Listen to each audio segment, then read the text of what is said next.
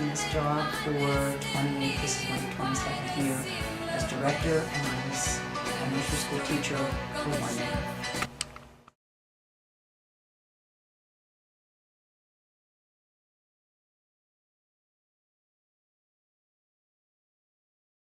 I grew up in Squirrel Hill, and I have a brother who's 3 years younger than I am. I went to a school called Minadeo. We were the first graduating class. It's in the city. And before that, I went to a school called Roosevelt. And I remember they did the Salk vaccine, I guess, trials. And my group was one of the groups. And when I would go to school once a month, I would walk into the building and I would smell alcohol, and I would know that they were there to give us the trial for the Salk vaccine. Did you get the vaccine? Mm-hmm. Oh yeah, always. Mm-hmm. Did you? I fainted every time because they had to take blood because it was experimental. And oh yeah, they had all the little beds ready, and I took one of those beds every single time. I did. Anyway, and so I went to Minadeo, and then I went to Alderdice. At the time, Alderdice went from 7th grade to senior. And we walked to school or took buses because that's the only way that people went to school. And then after Alderdice, I went to Duquesne.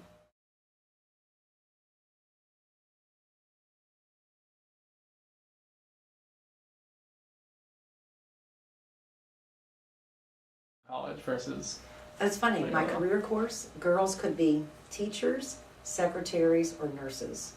I mean, those were almost like, certainly there were more choices, but those were the choices that almost all of my friends could do. And so I wanted to be a teacher. There was no question about that. And I went to Duquesne, and I was in elementary and special ed. And I loved my field, and I still love my field. We didn't think about not being safe. Our parents didn't think about not being safe. We went to town. I went downtown when I was 12 years old. In the summertime, we were out when the weather was nice from early in the morning until dinner time, and came home for dinner. Our parents, there were no cell phones. Our parents didn't know where we were, but no one worried.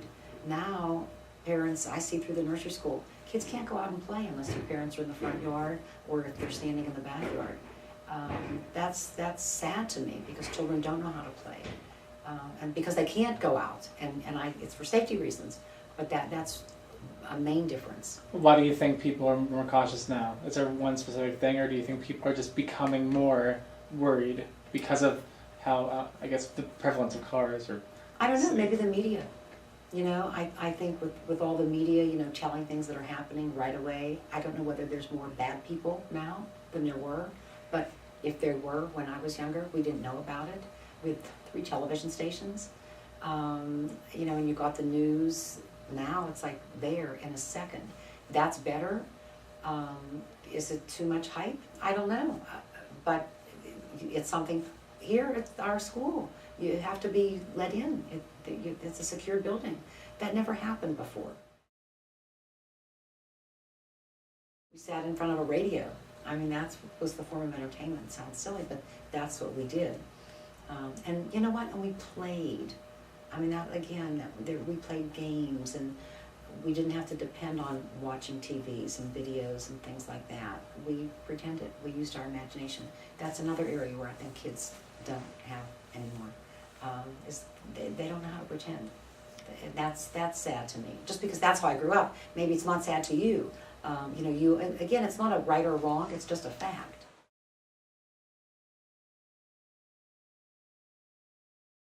And how it led to adopting? Oh, sure. We always knew that we wanted to have children, and we thought, oh, we'll have a child and then adopt the child because we wanted to make sure that children have a good home. And then we realized that we couldn't have children. So we figured, okay, we'll adopt. And it wasn't, the first time was so easy. We had gotten Jennifer, and then I tried for 6 years. I made phone calls every month to attorneys, and I followed up every lead. And then we got Lauren. And right after I got Lauren, maybe a month later, I got a phone call from an attorney, and he said that he had a child that we could have. And I told him, no, thank you, but we already had a second child. But I teased and I said, if you want me to, I said, I have a big list. I said, I'll be glad to place that child. And he said, no, thanks. Well, he called me the next day and he said, can I have your list? And I said, sure.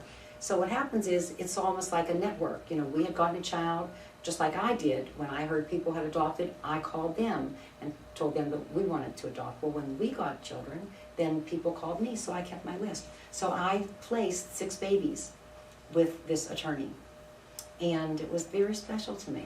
It was this very nice thing to do. Because we're willing to sit down and work out our problems if we have them at a particular time, instead of just quitting on each other. Try to sit down and try to work things out. Time tends to heal things.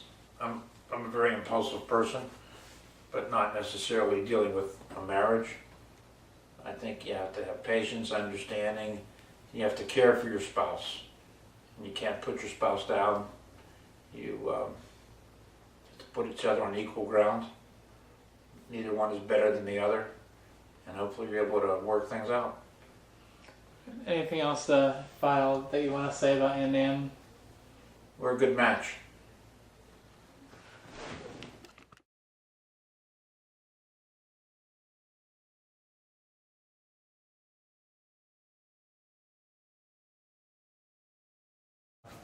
Well, when I started working here as a director, there were only 78 children. And there was like a wall, partition. And so this was my office, and then the room next door was a classroom. And it's the same thing across the hall. There were 2 rooms. Right now, it's one large room.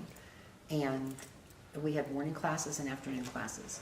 And then there were a couple rooms downstairs, upstairs, in that end of the hall, where our gym is, and I can show you that. And we had that wall taken away, so now it's like one big room. We're going into the gym, and it used to be 2 rooms. In fact, this was the room that I taught in, right here. I had 3-year-olds, and then they broke through the wall, and now it's our gym so that you can go right from the hallway to the playground, which is outside. And it's a great playground. Our parents raised about $40,000 probably 8 years ago to get our playground. It has that cushiony surface, and the children love to be out there. It's all fenced in. And one of the projects you can see, we did our handprints, and we raised money. We charged $20 for each tile, and the teachers did it. A lot of the children came back, and they did it. Dr. Silverstein's daughter, her handprint is here. It was a nice, you'll probably see a lot of your friends' names would be on here. And so this was a nice project to do. You know, the Marxes. Yeah, Dustin. Yeah, there's lots of the children that you would know, kids that you would know. Where's yours? Right here. Oh. And Jacob's is here, and then he grew up, so we have his over there now with his hand. Let's see if I can find his. He's next to Libby's. Hello, darkness, my old friend. I've come to talk with you again, because a vision softly creeping left its seeds while I was sleeping, and the vision that was planted